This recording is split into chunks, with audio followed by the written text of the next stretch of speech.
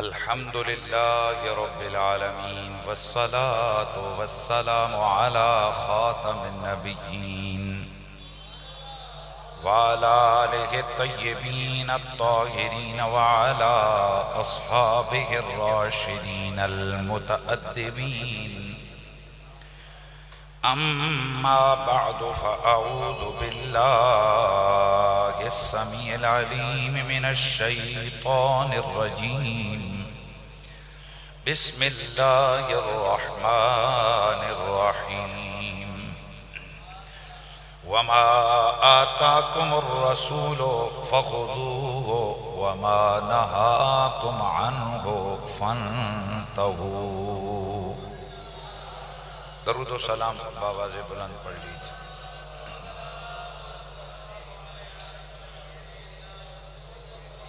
الصلاة والسلام عليك يا سيدي يا رسول الله وعلى آلك وأصحابك يا سيدي يا حبيب الله. سب پڑھ لیجیے.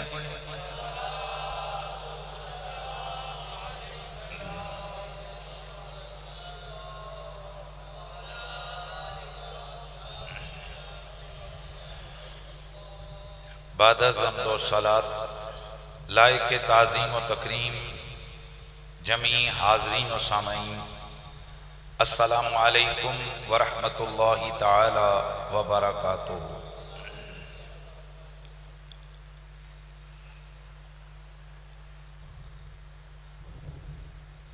نبی پاک صلی اللہ علیہ وآلہ وسلم نے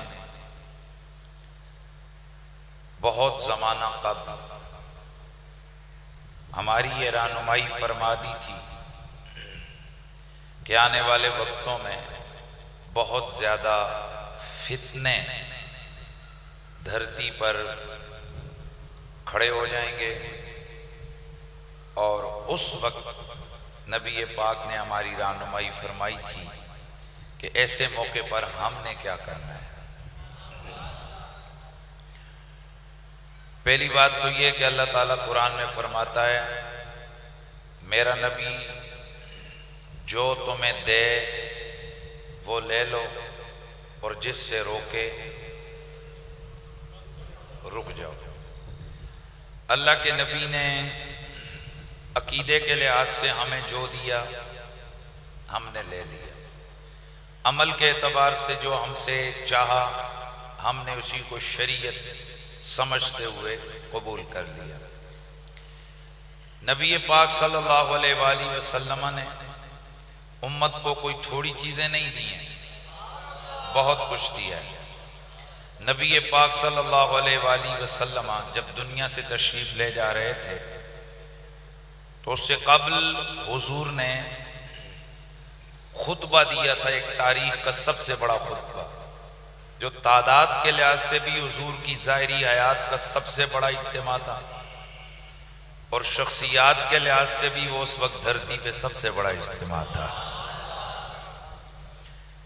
خطیب نبیوں کا امام تھا، اور سامعین میں سید الصدیقین ابو بکر صدیق، بڑے بڑے صحابہ، مولا کائنات حضرت علی، عشرہ مبشرہ، بڑی بڑی ہستیاں سامعین میں تھیں. اس وقت اللہ کے نبی نے فرمایا قریب ہے کہ میرا رب مجھے اپنی بارگاہ میں بلا لے اور میں ہاں کر دوں، لیکن ایک بات یاد رکھو، میں تم میں دو بہت بڑی چیزیں چھوڑ کے جا رہا ہوں. ایک اور دوسری کا آپس میں بڑا گہرا رشتہ ہے. وہ رشتہ یہ ہے کہ نہ یہ پہلے کبھی جدا ہوئی ہیں اور نہ آئندہ کبھی جدا ہوں گے. لن یتفرقا، ہرگز کبھی بھی ان میں تفرقہ نہیں آئے گا، ان میں کٹ نہیں لگے گا، ان میں دوری نہیں آئے گی. کب تک؟ حتی یرد علی الحوض، یہاں تک کہ یہ دونوں حوض کوثر پر میرے پاس اکٹھے آ جائیں گے. ماشاءاللہ آپ کو سبحان اللہ کہنے سے کوئی چیز روک رہی ہے؟ دونوں اکٹھے حوض کوثر پہ میرے پاس آئیں. اب سمات صحابہ بے قرار ہے کہ ہم نام تو سنیں وہ کون دو ہیں، اور پھر حضور نے اگلا حکم بھی بتایا، فرمایا ان سے کرنا کیا ہے، ان دونوں کا دامن پکڑنا ہے۔ ذرا ایمان سے سوچئے، اس دماغ سے سوچئے، ذرا غور سے تھوڑا سا رک کے، یہ خطبہ 14ویں صدی والوں کو دیا جا رہا ہے، یہ صحابہ کو دیا جا رہا ہے، صحابہ کو دیا جا رہا ہے۔ اور حضور فرما کیا رہے ہیں، ان تمسکتم بہی وفی روایت بہما، اگر تم نے ان میں سے کسی ایک یا دونوں کا دامن پکڑا تو کیا ہوگا؟ حضور گارنٹی دے رہے ہیں، لن تدلوا بعدی وفی روایت لن تدلوا بعدی ابدا، تم کبھی بھی کسی صورت میں بھی گمراہ نہیں ہو سکو گے۔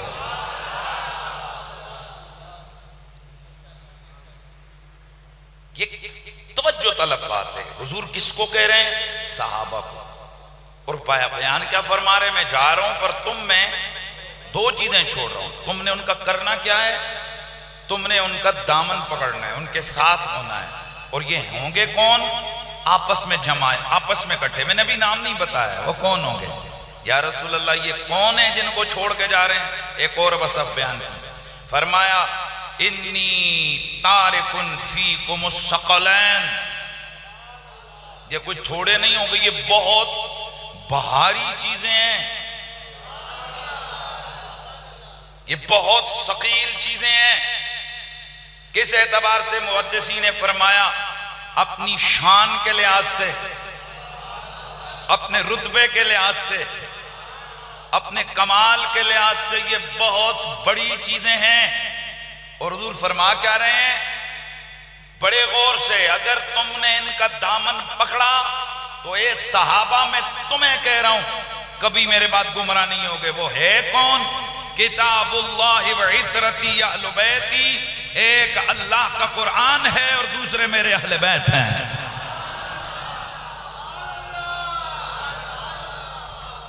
حضور تو یہ گارنٹی دے کے جا رہے ہیں کہ جو آل محمد کے دامن سے جڑ جائے وہ کبھی گمراہ نہیں ہو سکتا، تو آل کہاں گمراہ ہو سکتی ہے؟ سبحان اللہ کی آواز آ جائے باز۔ اور پھر حضور صحابہ سے فرما رہے ہیں کہ اگر تم نے ان کا دامن پکڑا تو تم کبھی بھی گمراہی کی طرف نہیں جا سکتے ہو۔ حضرات گرامی، نبی کی اہل بیت اور نبی کے صحابہ، یہ سب وہ ہستیاں ہیں کہ جن کی محبت حضور نے ہمارے ذمے ڈالی ہے۔ صحابہ کے بارے میں بھی فرمایا من احبہم فبحبی احبہم، جو مجھ سے پیار کرے پھر میرے یاروں سے بھی پیار کرے۔ اور آل کے بارے میں وہ تو پھر فرمایا ہی فرمایا، ہاں جی وہ تو بڑا واضح فرمایا، جو ان سے پیار کرے وہ میری محبت کی وجہ سے۔ صحابہ اور آل دونوں کے لیے یہ لفظ آئے ہیں، صحابہ کے لیے بھی آئے من احبہم فبحبی احبہم، اور آل کے لیے بھی یہ لفظ آئے من احبہم فبحبی احبہم۔ تو حضرات ہم ہی وہ خوش نصیب ہیں، ہم ہی وہ لوگ ہیں کہ جو حضور کی جو حضور دے رہے ہیں ہم اس کو لے رہے ہیں، جس سے حضور روک رہے ہیں ہم اس سے رک رہے ہیں۔ حضور نے فرمایا میرے صحابہ سے بغض نہ رکھنا۔ حضور کیوں؟ فرمایا ان سے بغض رکھو گے گویا مجھ سے بغض رکھا ہے۔ آخر سوال یہ پیدا ہوتا ہے کہ 1400 سال پہلے ان صحابیوں سے ہمارا جھگڑا ہی کیا ہے؟ چلو آج اگر کسی سے ہمارا بغض ہے، وہاں ہماری سیاست آ جائے گی، وہاں ہماری مال دولت کا کوئی مخاصمت آ جائے گی، کاروباری ہمارا آپس میں رقابت آ جائے گی، کچھ ہوگا۔ سوال یہ پیدا ہوتا ہے کہ جو 1400 سال پہلے گزر گئے ہیں لوگوں، ان سے ہمارا آخر بغض کا تک ہی نہیں بنتی ہے۔ ظاہر ہے کیوں؟ فرمایا اس کا مطلب یہ ہے تم نے ان سے بغض نہیں رکھا، تم نے مجھ محمد سے بغض رکھا۔ تمہیں اتنا بھی حیا نہیں آئی کہ صحابہ میرے اور تم ان سے بغض رکھو؟ اس لیے اللہ کے رسول نے جب ہمیں فرمایا تو ہم نے یہ بات اپنے دل و دماغ کی گہرائیوں میں اتار لی، یہ چیز ہم نے اپنی زندگیوں پر اس طرح لاگو کی کہ ہم خدا کی ذات کو گواہ بنا کر کہتے ہیں اللہ تو گواہ ہے کہ صحابی تو صحابی ہے، کسی کامل ولی کے بارے میں بھی ہمارے دل کے کروڑویں حصے میں دور دور تک ایک ذرے جتنا بغض بھی موجود نہیں ہے. اور حضور نے پھر فرمایا میری آل سے بھی بغض نہ رکھنا.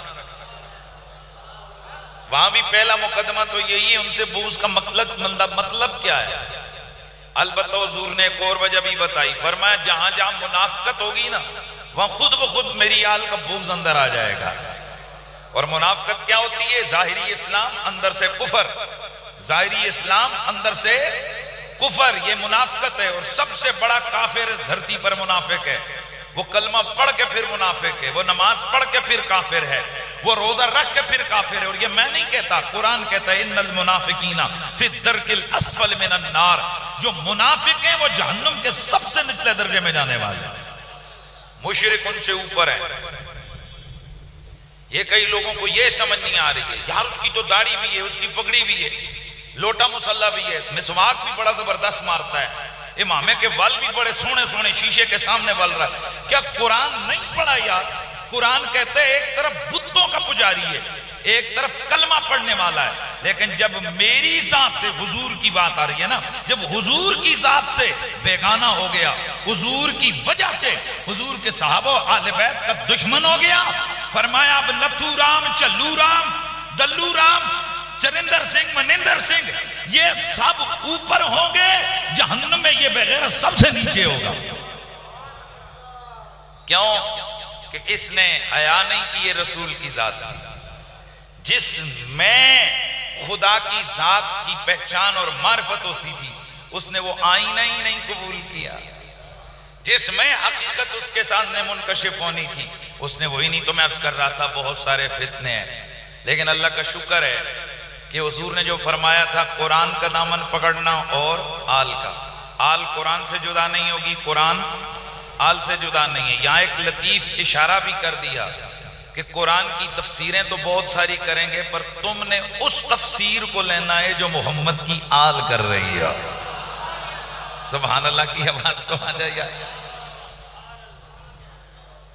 اور محمد کی آل وہی تفسیر کرے گی جو حضور چاہیں گے. اور یہ کئی لوگوں کو بڑا شوق چڑھا ہوئے آج کل فتنوں میں سے ایک فتنہ یہ بھی ہے کہ وہ صحابہ اور آل کے ٹکراؤ میں لے آئے. کبھی تو کوئی کہتا ہے جی کہ وہ سارے صحابہ بھی آل میں، اور کبھی کہتا ہے جی کہ ساری آل صحابہ میں. بھائی بات یہ کہ آل کا لفظ جو اس کا اطلاق ہے یہ حضور کے زمانے سے سیدہ زہرا پاک مولا علی حسنین کریمین سے لے کر صبح قیامت تک آنے والا ہر وہ بندہ جس کی رگوں میں حضور کا خون ہے اس پر آل رسول کا اطلاق ہوتا ہے. اور بطور کلی مشکک کی ہوتا ہے. جس طرح مومنین کا اطلاق یا مسلمان کا اطلاق حضرت ابوبکر صدیق سے لے کر صبح قیامت تک ہر کلمہ گو پر ہوتا ہے.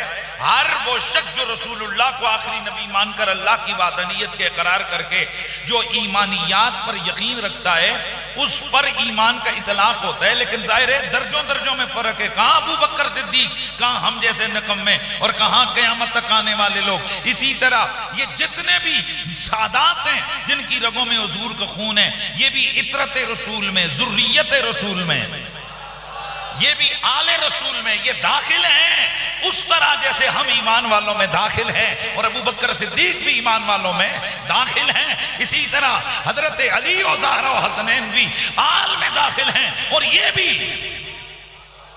آل میں داخل ہیں. تو بہرحال یہ بات بڑی واضح ہے کہ اگر سارے صحابی آل بیت اور عطرت ہوتے تو حضور 1.25 لاکھ صحابہ کو پھر کس کا کہہ رہے ہیں تم نے عطرت کا دامن پکڑنا ہے؟ یار سبحان اللہ کی آواز ہے. کچھ سمجھیے ذرا، یہ خام خواہ کی باتیں نہیں ہیں.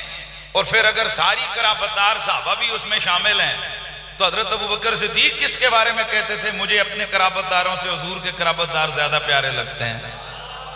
کیا وہ اپنے گھر میں بیٹھ کے اپنی بات کر رہے تھے کہ میں خود کو بہت پیارا لگتا ہوں؟ یار سبحان اللہ کی آواز تو آ جائے.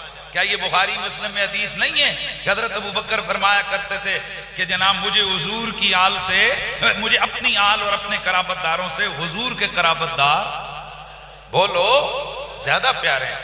اس لیے تشریعات و توضیحات صاحبان علم و حکمت وہی ہیں کہ جو صدیوں پہلے اکابرین امت فرما چکے ہیں. میں آج ایک نئے فتنہ اور آپ کو پتہ ہے کہ حضور نے فرمایا کہ فتنوں کے دور میں، مفہوم حدیث ہے کہ فتنوں کے دور میں جو صحیح لوگوں کی رہنمائی کرے گا اس کو بہت بڑا اجر و ثواب، میں وہ اجر و ثواب بھی وہ نہیں، چونکہ میں صرف اشارتاً آپ کو بتا رہا ہوں، بڑے اجر کا باعث ہے کہ فتنوں کے دور میں بندہ بغیر کسی لومت لائم، کسی کی ملامت کا ڈر کیے ہوئے وہ بات کرے تو وہ بڑا اللہ اور اس کے رسول کی تعلیمات کے مطابق بڑا خوش نصیب بندہ ہوتا ہے۔ میں چند چیزیں آج، چونکہ جب پوری دنیا میں مشہور ہے کہ یار یہ اہل بیت کے محافظ ہیں، اہل بیت اطہار کی عظمتوں اور شانوں کی حفاظت کرنے والے ہیں، تو پھر میں شکر نہ کروں میری ڈیوٹی یہ لگ گئی ہے۔ بڑے بڑے ائمہ گزرے لیکن امام نسائی کو شہید اہل بیت کہا جاتا ہے، کیونکہ انہوں نے اس زمانے میں مولا علی کی شانیں لکھی جب ممبروں پہ بیٹھ کے مولا علی پر لعنت ہوتی، مولا علی کا نام لینے والوں کا سر اڑایا جاتا تھا۔ جب آپ نے دیکھا یار اتنا بڑا ظلم اتنی بڑی ہستی کے بارے میں اس طرح کا رویہ ان سیاستدانوں نے رکھا ہوا ہے، ان حکمرانوں نے، بادشاہوں نے رکھا ہوا ہے، تو حضرت سیدنا امام نسائی نے کمر کس لی۔ آپ نے پھر 400 سے زیادہ وہ حدیثیں جمع کی جن میں خصائص علی کا بیان تھا۔ یار سبحان اللہ کی آواز آ جائے۔ بنو امیہ جو صحابہ کے علاوہ جو بعد میں آنے والے حکمران، ظالم حکمران ہیں، ان کی سرشت میں اہل بیت اطہار کا بغض ڈلا ہوا تھا، وہ کبھی گوارا نہیں کر سکتے تھے۔ ان کی جو تعلیمات تھیں، ان کی جو تربیت تھی، وہ شام کے ایوانوں میں اسی بنیادی نقطے پر کی گئی تھی کہ جناب انہوں نے اہل رسول کو کسی صورت میں قبول نہیں کرنا۔ تو ان بنو امیہ نے جب یہ دیکھا تو وہ آگئے اور حضرت امام نسائی سے کچھ ایسی باتوں کا مطالبہ کیا جو کہ حقیقت کے مطابق نہیں تھی۔ تو امام نسائی نے عذر کیا، انہوں نے کہا بھئی میں ایسا کام نہیں کر سکتا۔ اسی پاداش میں امام نسائی کو مار مار کر شہید کر دیا گیا۔ انا للہ و انا الیہ راجعون۔ ہر دور میں اہل بیت کا دفاع کرنا اور ان کی شانیں بیان کرنا یہ بہت مشکل کام رہا ہے۔ آپ دیکھ لیجئے امام اعظم ابو حنیفہ کو زہر دے کے شہید کیا گیا، جرم اہل بیت کی غلامی۔ امام مالک، امام احمد بن حنبل کو کوڑے مارے گئے، جرم اہل بیت کی غلامی۔ امام شافعی پہ فتوے لگے، ان کو کافر کہا گیا، جرم۔ وہ تو زندگی ساری بندہ چیختے ہوئے گیا، اس نے کہا یار میں اہل بیت کی جب شان بیان کرتا ہوں مجھے کہتے ہیں یہ رافضی ہو گیا، میں جاؤں کہاں، میں جب ابو بکر کی شان بیان کرتا ہوں کہتے ہیں ناستی ہو گیا۔ یار میں کروں کیا، میں کدھر جاؤں؟ پر اب میرا فیصلہ یہ ہے میں یہ دونوں کام کرتا رہوں گا تاکہ میں قبر کی مٹی میں مل جاؤں، قبر کی مٹی سے ملاقات ہو جائے۔ گرامی المرتبت حاضرین، آپ امام شارانی کو دیکھیے، امام جلال الدین سیوطی کو دیکھیے، پیر مہر علی شاہ صاحب کو دیکھیے، امام اہل سنت امام محمد رضا خان فاضل بریلوی کو دیکھیے، شاہ عبدالحق محدث دہلوی کو دیکھیے، یہ بڑی بڑی آپ کو مقتدر جو ہستیاں نظر آئیں گی نا، ان کی زندگیاں اس بات سے معمور آپ کو نظر آئیں گی کہ یہ لوگ اپنی ساری زندگی بڑے دم تراک سے اہل بیت کا دفاع کرتے رہے، فتوے لگتے رہے، سب کچھ ہوتا رہا، پر آج بھی ان کے مزاروں پہ جا کر لگی ہوئی رونقوں اور بہاروں کو دیکھو تو یہ نتیجہ بڑا واضح ہے، صدیاں حسین کی ہیں، زمانہ حسین۔ مٹ گئے وہ بنو امیہ، مٹ گئے آل رسول کا ذکر مٹانے کے لیے آنے والے ہیں۔ وہ کسی نے کہا تھا نا کہ کتنے آلہ ہیں محمد کے گھرانے والے، اس راز سے واقف ہیں زمانے، وہ کتنے آلہ ہیں محمد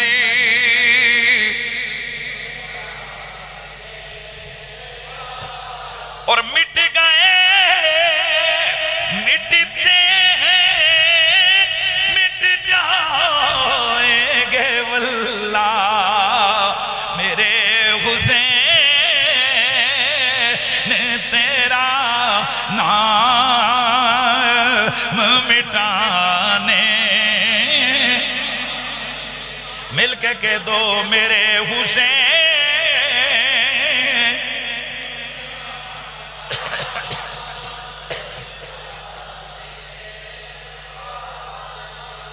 تو بہرحال بات لمبی ہو گئی، چونکہ عنوان بڑا طویل ہے۔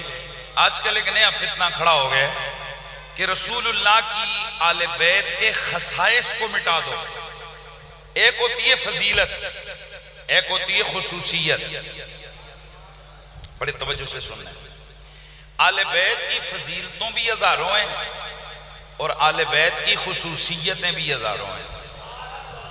خصوصیت وہ چیز ہوتی ہے جو بس ایک ہی میں ہوتی ہے، اور فضیلت یہ ممکن ہے اس طرح کی وہ شان کسی اور میں بھی پائی جائے۔ لیکن آج ایک رول اور رسول بیان کرنے لگوں، بڑے توجہ سے سننا ہے۔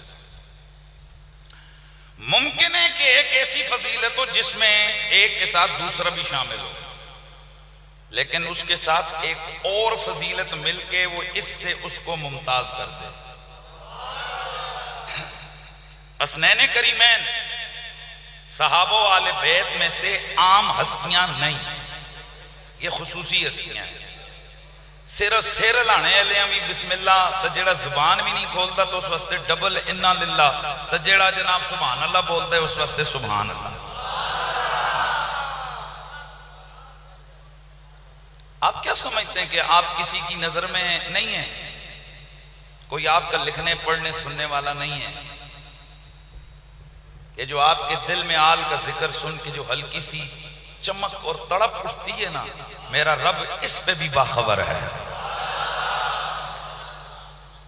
وَمَنْ يَقْتَرِفْ حَسَنَةً نَزِدْ لَهُ فِيهَا حُسْنًا کے تحت علماء لکھتے ہیں اِنَّ مِنْ أَعْظَمِ الْحَسَنَاتِ حُبُّ أَهْلِ بَيْتِ النَّبِيِّ، فرماتے ہیں بڑی بڑی نیکیاں اپنی جگہ بڑی ہیں، پر سب سے بڑی نیکی حضور کی اہل بیت کا پیار دل میں بسانا۔ اور یہ جو پیار ہوتا ہے نا، یہ دل کے اندر کے جذبات ہوتے ہیں۔ پر میرے نبی نے ایک اور بات بھی فرمائی، فرمایا دل سے بھی پیار کرو، زبان سے بھی پیار کرو۔ اب دل سے تو پیار ماشاءاللہ یقیناً ہوگا، پر مجھے کیا پتا کہ اندر ہے یا نہیں ہے، وہ زبان بتاتی ہے نہیں۔ من حب شیئا فاکثر ذکرہ، اور جو جس سے جتنا پیار کرتے ہیں وہ اپنے محبوب کا ذکر اتنا دھڑلے سے اور بڑا ذوق سے کرے۔ یہ اور جلتی ہے مخلوق میری حوالے سے تو آمنہ مسجد سے تو خصوصی طور پر کئیوں کو جلن ہے کہ یار یہاں اتنا بڑا اجتماع ہوتا ہے، پھر علی علی ہوتا ہے۔ میں کہنا پتر کدے اس سیزن چ بھی آیا کر جدوں اسی ابو بکر دے نعرے لانے ہیں، کبھی اس سیزن میں بھی آ جایا کرو نا، تمہیں توفیق ہو۔ باقی رہ گیا آل بیت، ہم صحابہ کا ذکر آل کی ٹکر میں کبھی نہیں کرتے اور آل کا ذکر صحابہ کی ٹکر میں کبھی نہیں کرتے۔ کیوں کہ ہم ان کو آپس میں کوئی ٹکراؤ والا تھوڑا سمجھتے ہیں، یہ دونوں ہی پیارے ہیں، صحابہ صحابہ ہیں، آل بیت ہیں۔ جب ہم عنوان صحابہ رکھتے ہیں تو ہم سلام مارتے ہیں، جب ہم حب آل بیت کا عنوان رکھتے ہیں، دونوں عنوانات میں ہمارا مطمع نظر، ہمارا پیش نظر رسول اللہ کی ذات ہوتی ہے۔ ہم دیکھتے ہیں کہ حضور جن کو انگلیاں پکڑ کے چلا کے کندھوں پہ بٹھا کے لقمے کھلا کے ان کو گھٹیاں پلا رہے ہیں، پھر انہیں خوشبو لینے کے لیے سونگ سونگ کے فرماتے ہیں قیامت والے دن سارے نبی، سارے شہید، سارے غوث، قطب، ابدال، قلندر، ان سب سے اوپر والا درجہ میرا ہوگا، جنت میں وہاں ہوں گا جہاں اور کوئی نہیں ہوگا۔ اور فرماتے ہیں پتہ ہے میں اس محل میں اکیلا نہیں ہوگا، حسن بھی وہیں ہوگا، حسین بھی وہیں ہوگا، علی بھی وہیں ہوگا، زہرا بھی وہیں ہوگا۔ بھائی میرا رسول جن سے پیار کرتے اور جنہیں میرا نبی فرماتے ہیں کہ یہ جو ابو بکر ہے یہ دنیا میں بھی میرا ساتھی ہے، قیامت میں بھی ہم قبر میں اکٹھے اٹھیں گے اور قیامت کو بھی اکٹھے ہوں گے۔ میرے رسول نے کیا یہ نہیں فرمایا کہ میرے اور جناب حضرت سیدنا ابراہیم خلیل اللہ علیہ نبی نے فرمایا ان کے گھروں کے درمیان میں ابو بکر صدیق کا گھر وہاں پر ہوگا۔ سبحان اللہ کی آواز ہے۔ ابھی آپ سوال پوچھ رہے ہوں گے، اچھا جی ابھی تو آپ کہہ رہے تھے حضور کا مال سب سے اوپر ہوگا، تو پھر یہ کیا ہے؟ آپ کہتے ہیں ادھر یہ ہوگا ادھر یہ ہوگا۔ اور بھائی یہ رسول اللہ اور اللہ ہی بہتر جانتے ہیں، پر مجھے یوں سمجھ آ رہی ہے جیسے آج بادشاہ ہو نا، تو بادشاہ جس شہر میں جائے وہ سارا شہر اسی کو ہوتا ہے، وہ جس جگہ پہ جائے اس کا محل ادھر ہی ہے۔ ساری جنتیں حضور کی، جنت الماوا حضور کی، جنت رضوان حضور کی، جنت الفردوس بولتے جاؤ حضور کی ہے، بس جہاں حضور جائیں وہ حضور ہی کا محل ہے۔ تو میرا ذوق اور وجدان کہتا ہے رتبہ جنت کے اندر مقام مصطفیٰ وہ تو وہاں ہے کہ جہاں کسی کے دماغ کی وسعتیں بھی پرواز نہیں کر سکتی، پر کبھی کبھی میرا نبی نوازنے کے لیے کبھی ابو بکر کو نواز رہے، کبھی عمر کو نواز رہے۔ جنت حضور کی ہے۔ بہت ساری چیزیں ایسی ہوتی ہیں کہ جو لوگوں میں وجہ مماثلت ہوتی ہیں، لیکن جب دوسری چند چیزیں مل جائیں تو یہ چند لوگ جو ہیں وہ ممتاز ہو جاتے ہیں. مثال دوں، حضرت ابو بکر بھی بدری ہیں، حضرت عمر بھی بدری ہیں، اور جب شان بیان کی جائے، کہا جائے کہ ابو بکر صدیق بدری صحابی ہیں، تو اب یہاں پر ذہن میں آ سکتا ہے کہ پھر ان کے ساتھ تو 313 اور بھی 312 اور بھی ہیں. لیکن جیسے ہی لفظ بولا جائے گا کہ یہ مہاجرین اولین میں سے ہیں، ایک آ گیا، دوسرا آ گیا خلفائے راشدین میں سے ہیں.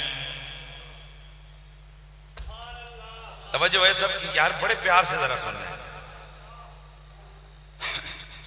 تو آج تک کبھی آپ نے یہ سنا کہ جب کسی نے شان بیان کی ابو بکر صدیق کی کہ وہ بدری ہیں، تو کسی مولوی صاحب نے چڑ کی ہو کہ حضرت صاحب اکیلا ابو بکر ہی بدری تو نہیں ہے، باقیوں کی شان بھی بیان کریں؟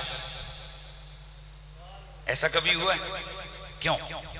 سب کو پتہ ہے کہ آج عنوان ابو بکر صدیق کا ہے، اور ابو بکر صدیق کی ہزاروں شانوں میں سے ایک شان ان کا بدری ہونا بھی ہے. اور اگر ان کو ہم بدری کہہ رہے ہیں تو اس کا یہ مطلب نہیں کہ اور کوئی بدری نہیں ہے، اللہ یہ کہ یہ بات قابل مذمت ہے جب یہ کہا جائے کہ بس اکیلا ابو بکر ہی بدری ہے اور کوئی بدری نہیں ہے. حالانکہ یہ تو کوئی نہیں کہتا، وہ صرف کہتے ہیں ابو بکر کون ہے؟ بدری ہیں. اب اسی طرح حسنین کریمین، ان کی بہت ساری شانیں ایسی ہیں کہ جن میں ان کے ساتھ اور لوگ بھی شامل ہیں، لیکن جب ہم شان ان کی بیان کرتے ہیں تو ان کی سینکڑوں شانوں کو بیان کرتے ہوئے کہتے ہیں یہ اہل بیت میں سے ہیں، یہ نبی کے نواسوں میں سے ہیں. پیار سے کہتے جائے یہ وہ لوگ ہیں جو حضور کے کندھوں پہ سواری کرتے رہے. تو اس طرح سے جب ہم ان کا بیان کرتے ہیں تو اب جن لوگوں کے دلوں میں کینہ، حسد اور بغض ہے ان لوگوں کا، وہ ویسے تو روک نہیں سکتے ان کا ذکر. اب پتہ ہے وہ اعتراض کیسا کرتے ہیں؟ اگر یہ اہل بیت میں سے تو اور اہل بیت میں سے کوئی نہیں. سوال یہ پیدا ہوتا ہے ایک کڑے چبل نے گل کیتی ہے، ہم نے تو ان کے عنوان کے مطابق کہا کہ یہ اہل بیت میں سے ہیں. اور ایک بات سنو، سارے بدری ہیں، سارے ایک جیسے بدری نہیں ہیں. کوئی صرف کھڑے ہوئے کسی نے شاید ایک دفعہ بھی تیر نہ چلایا ہو، یا کسی ایک نے شاید ایک دفعہ بھی کسی کافر پہ حملہ نہ کیا ہو. بھائی ضروری نہیں ہے کہ جنگ میں سارے ہی لڑے ہوں، یا چلو لڑے ہوں، کیا پتہ کسی کی تلوار سے ایک بھی نہ مرا ہو. وگرنہ اگر یہ بات ہوتی تو بدر میں اگر ہر ایک نے کوئی نہ کوئی مارا ہوا ہوتا تو 313 بدری تھے تو کم از کم مشرک کتنے مرتے؟ بولو 313 مرتے. لیکن بتاؤ کتنے مرے؟ 70. اس کا مطلب یہ ہوا کہ سب نے تو نہیں مارا. اب جب سب شامل تو ہیں لیکن سب ایک جیسے شامل تو نہیں ہیں.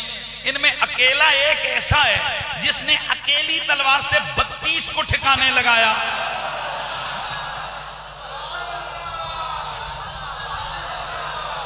ان میں ایک ایسے جس نے 7 کو تلوار سے ٹھکانے لگایا. توجہ ہے سب کی کہ نہیں ہے؟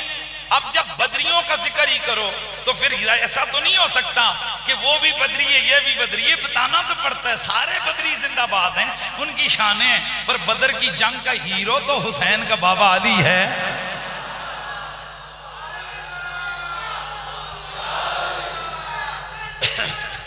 اس لیے اگر آپ اس بات کو سمجھیے جو میں سمجھانا چاہتا ہوں کہ بعض اوقات ایک فضیلت میں سب ہوتے ہیں لیکن اسی فضیلت میں دوسرا ٹاپ پہ ہوتا ہے. یوں ہی اہل بیت میں بہت سارے لوگ ہیں. اہل بیت میں نبی کے چاچے بھی ہیں، اہل بیت میں نبی کی پھوپھیاں بھی ہیں، اہل بیت میں نبی کی والدہ بھی ہے، اہل بیت میں نبی کا بابا بھی ہے، اہل بیت میں نبی کے چچا زاد بھی ہیں، اہل بیت میں نبی کی ساری بیٹیاں بھی ہیں، اہل بیت میں نبی کے گھر والوں میں نبی کی بیویاں بھی ہیں. لیکن سنو وہ سب ہیں پر جو سب سے ٹاپ پر ہیں وہ حسن ہیں، حسین ہے، علی ہے، زہرا ہے.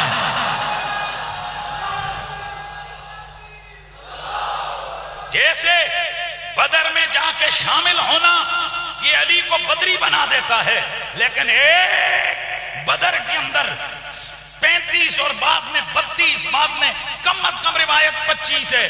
اور سمجھو ذرا 72 میں سے یا 70 میں سے اکیلا 32 مارے، یہ تھوڑا فگر ہے؟ اور یہ کلاشنکوف یا بم یا گرنیڈ نہیں ہے، یہ تلوار ذوالفقار کی کاٹ ہے۔ سبحان اللہ کی آواز ہے۔ تو آپ ذرا سوچئے کہ جب بدری کہا جائے تو کیا یہ الگ جو تلوار سے حملہ کر کے شیر خدا بن کے غالب علی کل غالب بن کے، یہ محمد عربی نے جس کے بارے میں فرمایا تھا کہ مولا علی نے جب کہا تھا نا کہ یا رسول اللہ یہ آپ کی دعوت کو ٹھکرا رہے ہیں یہ مشرکین مکہ، اگر میں ان کی ہڈیاں نہ توڑوں تو پھر کہنا۔ اس وقت مولا علی بڑے کمزور جسم والے تھے، یہ ہنس پڑے مذاق اڑایا، یہ کامتی ٹانگوں والا، یہ ہماری ٹانگیں توڑے گا۔ اللہ، میرا وجدان کہتا ہے کہ آج آسمانوں پر میرے مالک نے فیصلہ کر لیا ہوگا، اگر اسی کامتی ٹانگوں والوں سے میں تمہارے سار نہ اڑواؤں تو مجھے کائنات کا رب نہ کہنا۔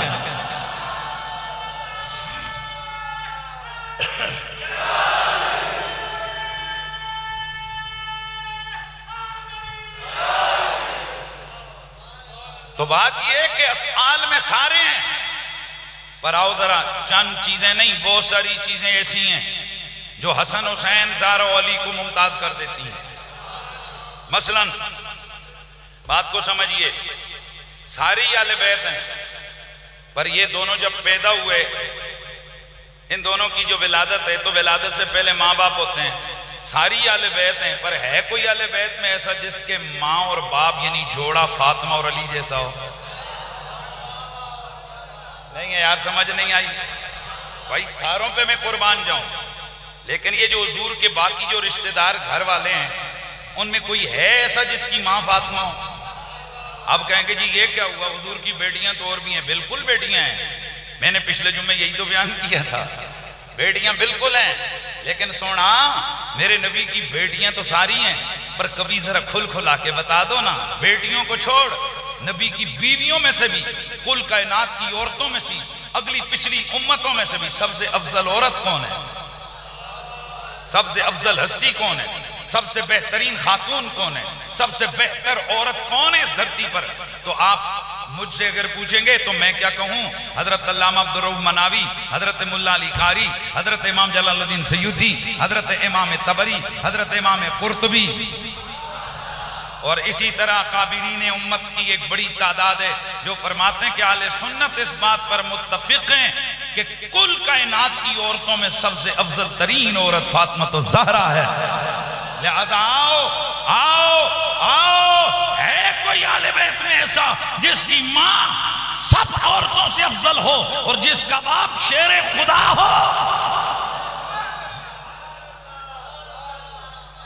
توجہ ہے سب کی بھائی، توجہ رکھنا ہے، بڑی بڑی باتیں آئیں گی۔ چلو مان لیا تو پھر جناب زہرا پاک کی اولاد میں سے یہ بات تو چلو ہو گئی، تو لیکن بات یہ ہے، اچھا میں تھوڑا سا آگے بڑھوں، تھوڑا تھوڑا سنتے جائیے نا، کہ سیدہ زہرا پاک کی بات آ گئی تو میرا دل کرتے تھوڑا سا ذوق نہ ہو جائے، تو آواز آنی چاہیے، کوئی تجھ سا ہوا ہے کہاں فاطمہ، کوئی تجھ سا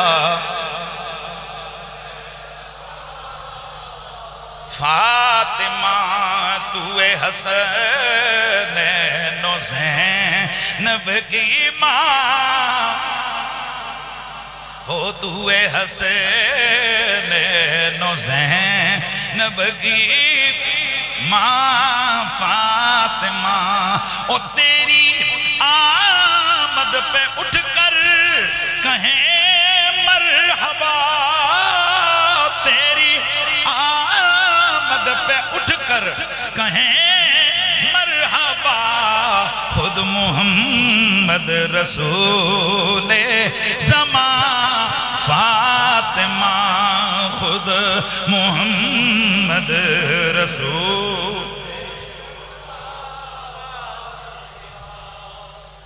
اچھا، حسنین کریمین ولادت ہو گئی، میں وہ باتیں بتا رہا ہوں، بے شک وہ عالم میں بھی اور بھی ہیں، پر ان جیسا کوئی نہیں ہے۔ حضرت ابو رافع رضی اللہ تعالیٰ عنہ حضور کے غلام ہیں، آپ فرماتے رہے تو رسول اللہ اذن فی اذن الحسین حین ولدت ام فاطمہ بالصلاۃ، مسند احمد ترمذی امام حاکم اس حدیث کو حسن قرار دے رہے ہیں. فرماتے کہ جب حضرت امام حسین کی ولادت ہوئی نا تو میں نے دیکھا کہ رسول اللہ نے خود امام حسین کے کانوں میں وہ والی اذان دی جو نماز کے لیے دی جاتی ہے. اچھا جی پھر لاؤ کوئی ایسا جس کی ماں فاطمہ ہو، جس کا بابا علی اور اس کے کانوں میں نام حضور، اس کے کانوں میں اذان حضور دے رہے ہیں. اچھا جی ایک اور ہے، ویسے ایک اور ہے. وہ کون ہے؟ تحفۃ المورود میں ایک روایت ہے کہ ان النبی اذن فی اذن الحسن ابن علی. جس دن حضرت سیدنا امام حسن مجتبی کی ولادت ہوئی، حضور نے ان کے کانوں میں سے ایک کان میں اذان دی اور دوسرے کان میں، بائیں والے کان میں اقامت کہی. سبحان اللہ کی آواز آ جائے. اچھا جی اذان اقامت ہو گئی، اب مسئلہ آ گیا کس کا نام کا. اب ذرا سننا ہے، اسد الغابہ کے اندر ہے الحسن والحسین من اسماء اہل الجنہ. حسن اور حسین یہ ویسے تو جنتی مخلوق کے نام تھے، لم یکونا فی الجاہلیہ، پچھلے کسی دور میں یہ نام کسی کو نہیں ملا. وجہ کیا تھی؟ امام ابن اسیر لکھتے ہیں ان اللہ حجب اسم الحسن والحسین حتی سما بہم النبی ابن الحسن والحسین. فرماتے ہیں یہ جو دو نام تھے اتنے مشہور، آپ کو پتہ ہے نا عرشوں پہ بھی لکھے ہوئے تھے، جنتوں میں بھی تھے، سب کچھ تھا، لیکن فرمایا اللہ نے یہ دونوں نام چھپا دیے. جس طرح حضور کا نام تھا تو مشہور، پچھلی امتوں میں کسی نے نہیں رکھا، چھپا دیا کہ نام ہوگا تو میرے یار کا ہی ہوگا نا. اس لیے ان دونوں ناموں کو اللہ تعالیٰ نے کیا کیا؟ چھپا دیا. یہاں تک کہ اپنے نبی پر منکشف فرمایا. اور جب حسن حسین پیدا ہوئے میرے نبی نے فرمایا ایک حسن ہے دوسرا حسین ہے. یار سبحان اللہ کہتے جائیے ذرا، سبحان اللہ کہتے جائیے. اور پھر ان کے لیے میرا نبی سواری بن گیا. حضرت عمر بن خطاب حدیث میں مشہور روایت ابو یعلا، مسند ابو یعلا کی روایت حدیث صحیح قرار دی ہے اس کو امام حیثمی نے. حضرت عمر بن خطاب فرماتے ہیں میں نے امام حسنین کریمین کو دیکھا، اعلیٰ تک نبی، ایک حضور کے اس کندھے پہ دوسرے کندھے پہ. تو فقلت نعم الفرس تحتکما، میں نے ان دونوں بچوں کو دیکھ کر فرمایا وہ کیڑی سواری تواڈے تلے بھائی، کیا سواری تمہارے نیچے؟ تو اللہ کے نبی نے جواب دیا وَنِعْمَ الْفَارِسَانِ. عمر دیکھتا نہیں سوار بھی کتنے پیارے ہیں. یار اونچا ذرا بولتے جائیے سبحان اللہ کی. اسی طرح کی ایک روایت میں مصنف ابن ابی شیبہ میں انصاری صحابہ کھڑے تھے، حضور دونوں شہزادوں کو اٹھا کر لے کے جا رہے تھے، رشک آ گیا ساروں کو، دیکھ کر کہنے لگے نعم المطیہ، آئے ہوئے کنی سونی سواری نے ہوئے. حضور نے اپنا رخ مصطفیٰ رخ پر دعا پھیرا اور دیکھ کے فرمایا نعم الراکبان، سوار بھی سونے نے سواری بھی سونی ہے. سبحان اللہ کی آواز یار بلند برابر آتی جائے. پھر ان کا نماز میں کندھوں پر چڑھ جانا، حضور کی زلفوں کو پکڑ کے سواری کرنا، حضور کے سینہ، حضور لیٹے ہوئے ہیں، حضور کے سینے پہ چڑھ جانا، پھر حضور کے ان کو اچھالنا، پھر حضور کا پیٹ پہ ڈال کر ان کو بٹھانا، خود چت لیٹ جانا اور پیٹ پہ ان کو کھلانا، ان کو ہنسانا، پھر یہ بچوں کے ساتھ ہوں اور حضور ان کے ساتھ جا کر ان کو پکڑنے کے لیے ان کے پیچھے دوڑ پڑنا. یہ سب ملا کر ہمیں کیا بتاتا ہے؟ نہ کوئی حسن جیسا ہے نہ حسین جیسا ہے. اب آئیے جو فتنہ ہے انکار، جس فتنے کی طرف میں آپ کو توجہ دلوا رہا تھا، خصائص کے انکار والا فتنہ. اب ذرا آپ توجہ سے سنیں گے تو اس پر ایک سوال ہوتا ہے کہ نبی علیہ السلام آپ کہتے ہو کہ حضور نے ان کو کندھوں پہ اٹھایا، تو کیا رسول خدا نے حضرت علی بن زینب کو کندھوں پہ نہیں سوار کیا؟ اور اگر آپ کہتے ہو کہ یہ نماز میں حضور کے کندھوں پہ سواری ہوئی، تو کیا حضرت امامہ بنت زینب جو حضرت سیدہ زینب کی بیٹی حضور کی نواسی ہیں، کیا نماز میں حضور نے ان کو کندھوں پہ نہیں اٹھایا؟ بالکل اٹھایا. تو اگر یہ اٹھایا ہے تو پھر کبھی ان کا بھی تو بتاؤ کہ یہ بھی کندھوں پہ آئے. آمنہ مسجد والوں، کیا پچھلے جمعے میں نے ان دونوں کے بارے میں نہیں بتایا تھا؟ جواب دو سارے تاکہ پتہ چلے کہ میں نے بتایا. جنہوں نے پچھلا جمعہ پڑھا ہے وہ بولو سارے سبحان اللہ کی آواز آئے. کیا میں نے اتنے پیار کے ساتھ سیدہ زینب کی بچی سیدہ امامہ کا ذکر نہیں کیا کہ حضور نماز میں ان کو کندھوں پہ اٹھاتے تھے؟ بولو میں نے حضرت علی بن زینب کا ذکر نہیں کیا کہ رسول اللہ ان کو کندھوں پہ اٹھاتے تھے؟ بولتے جاؤ ذرا. ہاں تو جناب جب ان کا ذکر ہوگا ہم ان کو بھی بیان کریں گے، لیکن ویسے حسن حسین کے مقابلے میں آپ کو یہ یاد کیوں آئے؟ کوشچن تو یہ، کیا ہم نے کبھی یہ انکار کیا کہ حضور نے کندھوں پہ کسی کو نہیں اٹھایا؟ اگر کبھی کیا تو ریکارڈ بتاؤ، دو دلیل کہ فلاں بندے نے کہا ہے کہ کسی کو نہیں اٹھایا۔ ظاہر ہے بدری سارے ہیں، پر جب عنوان صدیق اکبر ہوگا پھر وہاں ان کے بارے میں کہا جائے گا یہ بدری ہیں۔ اسی طرح کئیوں کو کندھوں پر اٹھایا، لیکن اس کا یہ مطلب تو نہیں نا تم علی بن زینب کو حسین بن علی کے مقابلے میں لے کر آؤ، وہ بھی نواس ہے، یہ بھی نواس ہے، وہ بھی کندھوں پہ سوار ہوا، یہ بھی اگے بھی ٹورنا۔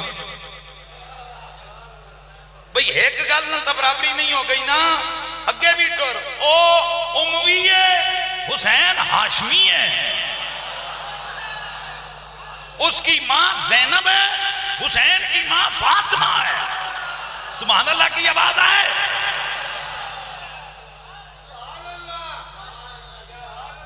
وہ بھی نواسے پر گھٹی حضور نے حسن اور حسین کو دی۔ اچھا اس کا یہ مطلب نہیں ہے اور صحابہ کو نہیں دی۔ کئی مائیں حضور کی خدمت میں آتی، رواج تھا اس وقت کہ پہلی گھٹی حضور کے ہاتھوں سے بیٹے کو دلوانی۔ کبھی حضور کسی کو کھجور جناب وہ تھوڑا وہ نرم کر کے کھلاتے، کسی کے منہ میں اپنا لحاف ایسے کر دیتے، کسی کو پانی جو ہے نا پی کر اس کو پلا دیتے، کسی کے منہ میں زمزم ڈال دیتے، کسی کے منہ میں شہد ڈال دیتے، اور یہ عام اس وقت رواج تھا۔ یہ بھی رواج ہوتا ہے، یاد رکھو بڑا اثر کرتا ہے۔ علماء نے لکھا ہے بچوں کو گھٹی پلاتے ہوئے خیال کیا کرو کہ گھٹی کس سے دے رہے ہو، اور کبھی کسی بچی کو، یہ شرعی مسئلے نہیں ہیں تجرباتی مسئلے ہیں، کسی بچی کو مرد کے ہاتھوں سے گھٹی نہ دیا کرو، نیک خاتون کے ہاتھوں سے دلوایا کرو، اور بچے کو کسی نیک بزرگ سید سے، کیونکہ یہ گھٹی بڑا اثر کرتی ہے۔ یہ میرا عقیدہ نہیں، یہ صحابہ کا عقیدہ تھا۔ اگر گھٹی اثر نہیں کرتی تو پھر یہ صحابہ بچے کو اٹھا کر اپنے حضور کے گھر میں کیوں لے کے آتے تھے؟ بھائی بولتے جاؤ نا ذرا، بھائی حضور کے ہاتھوں سے گھٹی کیوں پلواتے تھے؟ اس کا مطلب ہے ان کو بھی پتا تھا گھٹی بڑا اثر کرتی ہے۔ آئے ہائے، اب بات سمجھ آ رہی ہے آپ کی؟ ذرا اونچا بولیے۔ تو پھر یہ چیخنا چلانا، کیا وہ بھی تھے اور یہ بھی تھے؟ وہ بالکل تھے، پر حضرت پھر بھی تہاڈی گل نہیں سامنے آندی۔ حسین پھر بھی زندہ باد، حسین پھر بھی افضل والا، یہ بالکل بڑے شان والے تھے، نواسے تھے، پر حضور کو کیا نہیں پتا تھا یہ بھی میرے نواسے ہیں؟ میں ویسے آپ سے پوچھنا چاہتا ہوں، اگر ساروں کو آپ نے ایک ہی ترازو پہ تولنا ہے تو پھر ذرا حضور سے عرض کر دیں یا رسول اللہ، جس دن آیت تطہیر اتری تھی اس وقت حضرت زینب بن کے دونوں بیٹے اور بیٹی امامہ بھی موجود تھیں اور حضرت علی بن زینب بھی موجود تھے۔ جب اب نا کا چیلنج آیا تھا تو آپ ان دو کو بھی شامل کر دیتے ہیں۔ آیت مبالہ میں ان دونوں کو بھی شامل کر دیتے، اور جب آیت مبالہ سے واپس آئے، یعنی وہ مبالے سے واپس آئے، تو پھر جب آیت تطہیر اتری تو وہ چادر میں ان دونوں کو بھی شامل کر لیتے۔ بولو نا یار۔ تو اس طرح تو پھر سوال یہ بھی ہوتا ہے، پھر ہجرت والی رات حضور نے ابو بکر کو کیوں چنا؟ واقعی نہیں تھے، ان پہ شک تھا، ان پہ یقین نہیں تھا، یا وہ دلیر نہیں تھے؟ پھر بستر پہ علی کیوں سویا؟ باقی کوئی بھی نہیں تھا، وہ نہیں تھے۔ اوے نکمو نلائکو، یہ فضائل ہے، یہ عقل اور قیاس پر نہیں تمتے، یہ مزاج یار ہے، جسے چاہے بستر پہ سلائے اور جسے چاہے سواری پہ پیچھے بٹھا کے غار میں لے جائے۔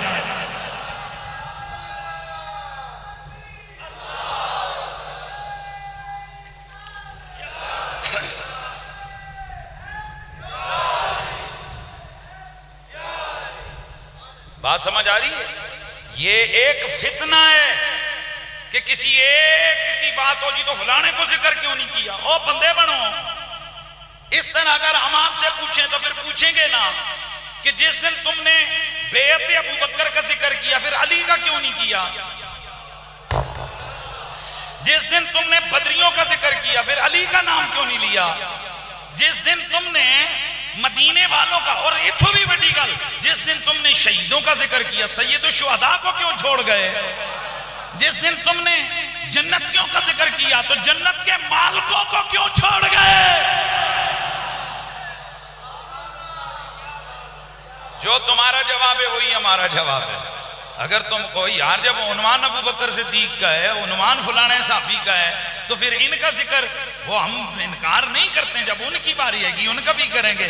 اسی طرح ہم بھی کہتے ہیں جب ان کا ذکر کا معاملہ آتا ہے اس وقت بھی کرتے ہیں. ویسے آپ کو یہ کیوں لگ گیا کہ ہم نے یہ نہیں کیا؟ اصل میں تم جس سٹیشن پہ بول رہے ہو ہمیں اس سٹیشن کی تاریں ہم نے خود فٹ کی ہیں، وہ انٹینے شنٹینے ہم نے خود لگائے ہوئے ہیں. ہمیں پتہ ہے کہ یہاں پر کس چیز پہ کون سا اثر ہوتا ہے. یہ تمہارے جیسے یہ نلائق اور بغضی آل بیت کے ہمیں پہلے سے پتہ ہے کہ ان خبیثوں کی حرکتیں کیا ہیں.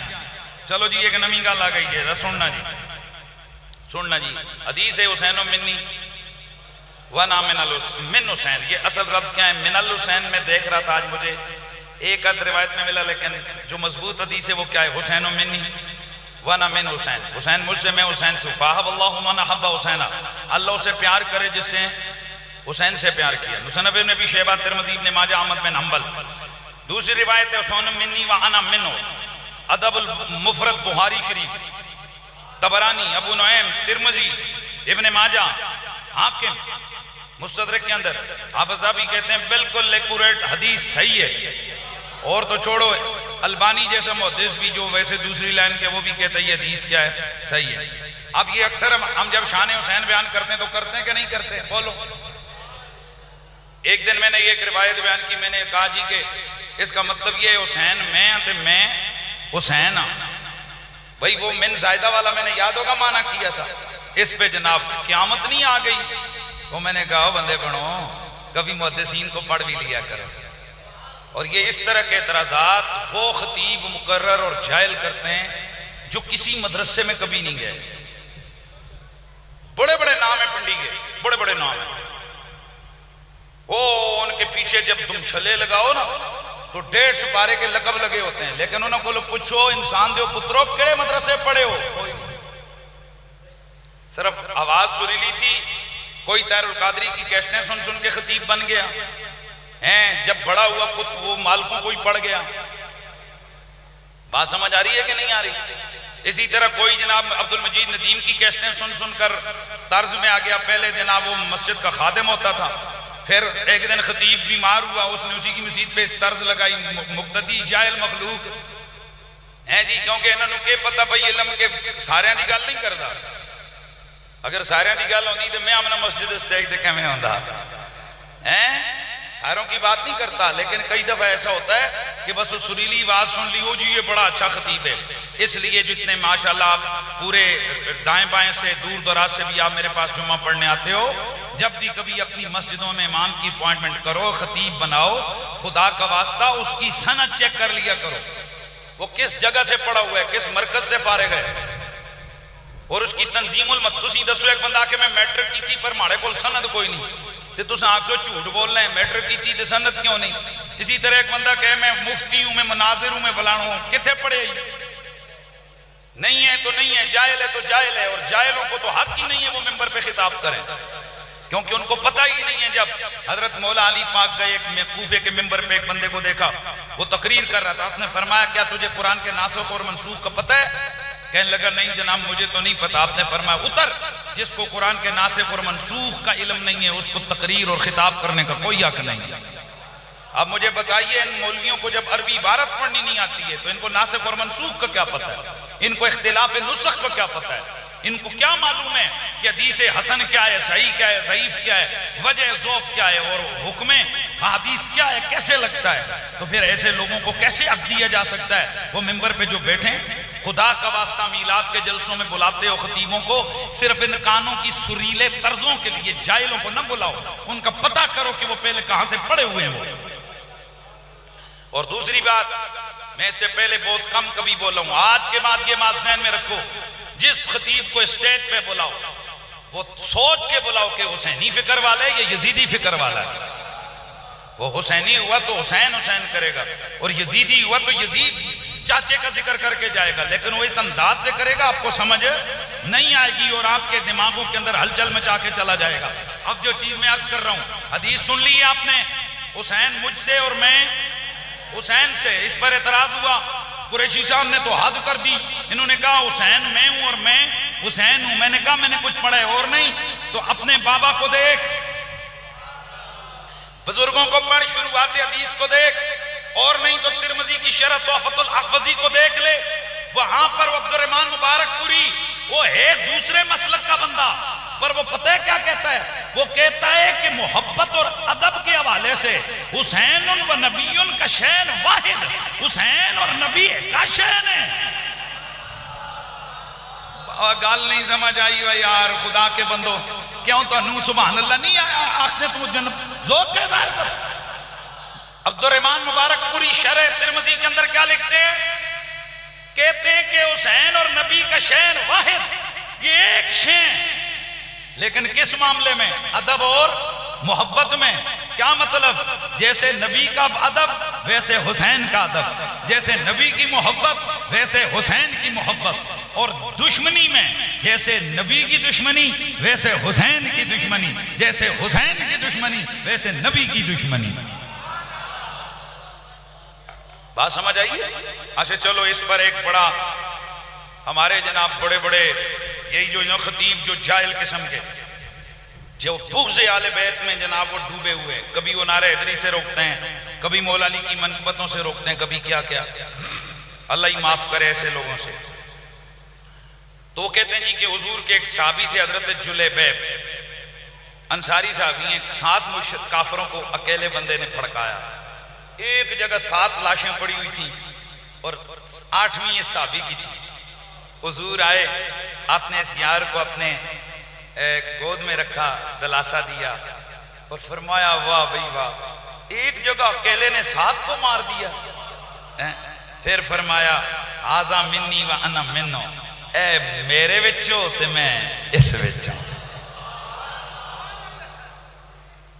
اشری قبیلہ اللہ کے نبی نے فرمایا نعم الحی الاسد والاشریون، قبیلہ بنو اسد اور قبیلہ اشری بڑے ہی چنگے قبیلے، لا یفرون من الکتاب، جنگ سے بھاگتے نہیں ہیں، ہم منی وانا منہم، اے میرے چو تے میں انہاں وچوں۔ قبیلہ عزد کے لیے گو کہ سند ضعیف ہے، یہ پہلے والی سند صحیح ہے، دوسری سند ضعیف ہے لیکن اس میں بھی یہ روایت ہے، حضور نے فرمایا ہم منی وانا منہم، وہ مجھ سے اور میں ان سے ہوں۔ طبرانی میں آل یمن کے لیے حضور نے فرمایا فَإِنَّهُمْ مِنِّي وَأَنَا مِنْهُمْ۔ تو آپ یہاں پر گلا پھاڑ پھاڑ کے کہتے ہیں جب حسین منی بیان کرتے ہو تو پھر یہ بھی تو بیان کیا کرو۔ حضرت پھر تسی ہیں کیوں نہ کیا کرو؟ اللہ کے نبی نے یہ بھی دعا فرمائی، پھر بچوئے عزد تے جلیبیب تے نہ دی گئی خصوصیت، پھر تم یوں کہا کرو کہ اللہ کے نبی کی دعائے ان صلاتی و نسکی و محیای و مماتی للہ رب العالمین لا شریک لہ و بذالک امرت و انا من المسلمین۔ نہیں سمجھ آئی آپ کو؟ پھر تو حضور اساں سارے میں ہو گئے، کیا نا من المسلمین، ہم سارے مسلمان ہیں، تو پھر تو سارے ہی ہے، پھر تو یہ فضیلت والا چیپٹر ہی کیا کر دو، وہ بولو بند کر دو ہیں۔ اللہ کے بندو میں پہلے کہہ چکا، بے شک قبیلہ عزد کے لیے یا حضرت جلیبیب کے لیے یہ تو فرمایا یہ مجھ سے اور میں اس سے ہوں، یہ تو فرمایا، پر ان کو جنت کے جوانوں کا سردار تو نہیں بنایا نا، انہیں اپنی گھٹی تو نہیں پلائی نا، ان کا نام تو خود نہیں رکھا نا، ان کے لیے وہ جو باقی فضیلتیں وہ تو بیان نہیں کی نا۔ اشریوں کے لیے بے شک محبت سے یہ فرمایا، نسبت عطا کر دی کہ یہ میرے ہیں، یہ میرے پیارے ہیں، لیکن ان کے لیے کیا باقی چیزیں ہو گئیں؟ پھر سوال یہ ہے جس دن عنوان حضرت جلیبیب کا ہو اس دن ہم یہ بیان نہ کریں، پھر تو تم اعتراض کرو، جس دن معاملہ اشری قبیلے کا ہو یا عزد قبیلے کا ہو پھر ہم بیان نہ کریں، پھر تو اعتراض بنتا ہے۔ یہ بغض کے سوا اور کوئی نہیں کہ بات حسین کی ہو تمہیں اور یاد آ جائیں۔ اگر یوں ہی آپ کہتے ہو تو پھر اگر یہی تمہارا قانون ہے کہ جی ہر جگہ یہ بتانا ضروری ہوتا ہے، اچھا تو پھر آئیں، میرا بھی ایک اعتراض ہے اور میری آج کی اس تقریر کا یہ آخری حصہ ہے، اس کو ذرا سننا۔ بتاؤ بھائی صدیق اکبر کون ہے؟ بولو حضرت ابو بکر الصدیق، اونچا بولو، حضرت ابو بکر الصدیق۔ اور ہم جب اہل سنت و جماعت بولتے ہیں تو صدیق اکبر جب کہتے ہیں تو مراد کون ہوتا ہے؟ اولیاء نہیں بولنا، اونچیاں بولنا ہے۔ کون ہوتا ہے؟ حضرت ابو بکر صدیق۔ یہ ہمارے بزرگوں نے سلفاً خلفاً اپنی کتابوں میں لکھ دیا کہ حضرت ابو بکر کے لیے ایک لقب آ گیا ہے صدیق اکبر، اور اعمال سنت کسی کو نکالنے ڈالنے کے لیے یہ شان بیان نہیں کرتے ہیں، ہم ہر ایک کی شان ڈوب کے بیان کرتے ہیں۔ حضرت عمر کے لیے لقب ہے فاروق اعظم، لیکن میں ایک جملہ آج آپ کے سامنے بول رہا ہوں، اور یہ میرا الزامی سوال ہے ان لوگوں پر جو یہ کہتے ہیں نا کہ تم وہ کیوں نہیں بیان کرتے، تو میں ان سے پوچھتا ہوں کہ کیا تم حدیث کی کتاب سے، نبی کی زبان سے حضرت ابو بکر کے لیے دکھا سکتے ہو کہ رسول اللہ نے ان کو صدیق اکبر فرمایا ہو؟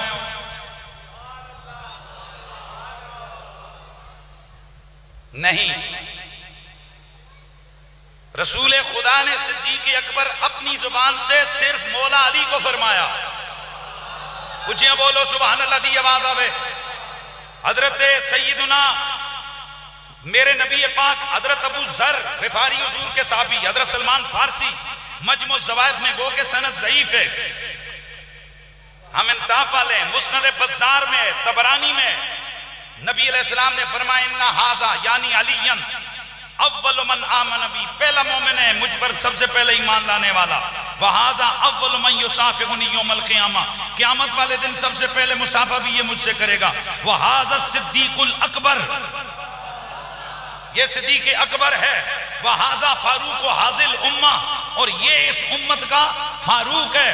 اور اب ذرا اوپر سننا، دوسری حدیث ہے حضرت امام نسائی، اس کو نسائی کے اندر لے کر ہے، معرفت الصحابہ میں ابو نعیم لے کر ہے، الحاد والمسانی میں موجود، مستدرک للحاکم میں موجود، ابن ماجہ میں موجود، مصنف ابن ابی شیبہ میں موجود، کنز العمال میں موجود، یعنی سیاست ستہ کی کتابوں میں موجود ہے، دیگر متن حدیث کی کتابوں میں موجود ہے۔ مولا علی فرماتے ہیں انا عبداللہ و اخو رسول ہی، میں اللہ کا بندہ ہوں، اللہ کے رسول کا بھائی ہوں، وَأَنَا الصِّدِّيقُ الْأَكْبَرُ، میں صدیق اکبر ہوں۔ تو جو لوگ یہ کہتے ہیں کہ جہاں حسین منی انا من وہ بیان کیا جائے تو وہاں پر جلیبیب والی روایت بھی بیان کی جائے، وہاں عشریوں والی روایت بھی بیان کی جائے، تو میں تم سے پوچھتا ہوں کیا تم نے جس دن صدیق اکبر کی شان بیان کی اس دن تم نے یہ حدیث سنانے کی جرت کی کہ رسول خدا نے ابو بکر صدیق کے، وہ صدیق اکبر ہیں لیکن رسول خدا نے صدیق الاکبر علی کو کہا؟ کچھ بولو سبحان اللہ دی آواز آوے۔ کیا تم نے کبھی بتایا کہ حدیث کی کتاب میں صدیق اور فاروق لقب علی کے بھی ہیں؟ جو جواب تمہارا وہ جواب ہمارا، سبحان اللہ کی آواز آ جائے۔ بھائی دو تم جواب دو نا، تم جواب دو کہ ہر جگہ اگر ایک ہی بات بیان ہو تو وہاں ساری دوسری بیان ہو۔ میں پہلے کہہ چکا جہاں شہیدوں کا ذکر ہے بازاروں شہید ہیں، سارے شہیدوں کا ذکر تھوڑا آئے گا۔ اگر ایک بندے کی کوالٹی ہے وہ شہید ہے اس کو کہا جائے گا یہ شہید ہے، اب یہ نہیں کہ کہا جائے فلانا بھی شہید ہے، فلانا بھی شہید ہے، فلانا بھی شہید ہے۔ اگر حضور نے علی کو کہا علی مجھ سے اور میں علی سے ہوں تو ہم جب ان کی شان بیان کریں گے یہ بیان کریں گے، جب حضور نے امام حسین سے کہا تو وہ بیان کریں گے، اور جب حضور نے حضرت جلیبیب سے کہا تو ہم ان کو بیان کریں گے۔ اور اگر تمہیں اتنا پتہ نہیں ہوگا ہمیں زیادہ کا پتہ ہے، حضور نے حضرت زید سے فرمایا انت اخونا و مولانا، آئے ہائے انت منی و انا من کا، حضرت زید سے بھی حضور نے فرمایا جب ہم زید کی بات کریں گے تو ان کے لیے یہ بیان کریں گے۔ لیکن اگر تم یوں اعتراض کر کے آل بیت اطہار کی فضیلت اور فضائل و مناقب اور ان کے خصائص کو توڑنے کی کوشش کرو گے تو ہم تمہیں جگہ جگہ پر روکنے کی بھی کوشش کریں گے۔ آل سنت رہو، آل سنت بنو، ناسبی مت بنو۔ باتیں بہت ساری تھیں لیکن بس اتنا ہی ہو گیا۔ کئی دفعہ اعتراض ہو رہا ہے جی کہ بنا لا الہ الا حسین اگر حضور ہیں، اگر کلمے کی بنا حسین ہے تو پھر حضور کدھر گئے؟ پھر تم نے یہ بے غیرتی کی ہے، پھر بھی یہ شرارت ہے۔ ہم اہل سنت ہیں، ہم ہر لفظ کی جب وہاں جو اس جگہ کے مطابق معنی ہوتا ہے وہ کرتے ہیں۔ اور ویسے تو شعر و شاعری جو ہوتی ہے وہ اس میں شاعر ایک دور کی مناسبت کو بھی شعر کے انداز سے بیان کر دیتا ہے۔ بتا دوں تھوڑا، ذرا پڑھو انا للہ ہولیاں پڑھے نہیں پڑھ چھوڑو جڑے انہاں واسطے سوچ کا پڑھو جڑے ساری تقریر دے دوران نہیں بولے۔ انا للہ و انا الیہ راجعون، یہی بات ہے، سب کا یہ عقیدہ ہے کہ اساں اللہ واسطے ہیں تے اساں جانا بھی۔ بولو اسی آئے بھی اللہ واسطے اساں جانا بھی اللہ واسطے، پکی گل ہے۔ تو پھر ذرا میں نے دسو زمین اور آسمان میں جو کچھ ہے یہ کس کے لیے؟ اونچیاں بولو، لہو ما فی السماوات و ما فی الارض، جو کچھ زمین و آسمان میں وہ اللہ کا ہے۔ تو پھر جناب اعتراض کرنے والے صاحب اس نعت کا کیا کرو گے؟ زمین و زمان تمہارے لیے، مکین و مکان تمہارے لیے، چنین و چنا تمہارے لیے، بنے دو جہاں۔ اللہ فرماتا ہے لہو ملک السماوات والارض، تم کیا کہہ رہے ہو؟ اور پھر آگے فرمایا ہم آئے یہاں تمہارے لیے، اٹھیں بھی وہاں۔ اللہ فرما انا للہ و انا الیہ راجعون۔ بندہ قرآن پڑھ کے کہتے ہیں اسی اللہ واسطے وہاں جانا بھی اللہ کو لیتے، بشاعر کیا کہتے ہیں ہم آئے یہاں تمہارے لیے، اٹھیں بھی وہاں۔ خدا کا خوف کرو۔ اس طرح اگر اعتراض کا دروازہ کھولو گے تو وہ جو 1 صدی سے تمہارے عقیدے کی طرف بندوقیں لگا کے بیٹھے ہوئے ہیں، وہ اعتراضات کی مشین گنیں انہوں نے تیار کی ہیں، تم تو ان کے لیے بالکل حلوہ بنا کر رکھ دو گے سب کچھ، کہ یہی تو وہ صدیوں سے کہہ رہے ہیں کہ تم شرک کرتے ہو، اور ہم ان کو جواب دیتے ہیں جب اللہ کے لیے لفظ و معنی اور ہوتا ہے، نبی کے لیے لفظ و معنی اور ہوتا ہے، تو یوں ہی سمجھو نا، جب نبی کے لیے لفظ و معنی اور ہوتا ہے، جب حسین کے لیے لفظ ہو معنی اور ہوتا ہے، جب غوث پاک کے لیے لفظ ہو معنی اور ہوتا ہے، صحابہ کے لیے ہو معنی کی تعویل اور ہوتی ہے۔ تو حقہ کے بنا لا الہ است حسین، اس کے کئی معنی ہیں، اے بقائے لا است حسین، اے مطلب کیا ہے کہ حسین کلمے کی بقا ہیں، حسین کلمے کو مضبوط کرنے والے ہیں۔ اور اصل بات یہ کہ وہ جو خدائی کا دعوے دار یزید لعنتی تھا، اس وقت اس کے اس دعوے کے مقابلے میں لا الہ کا آغاز کرنے والا حسین ابن علی ہے۔ وآخر دعوانا ان الحمدللہ رب العالمین۔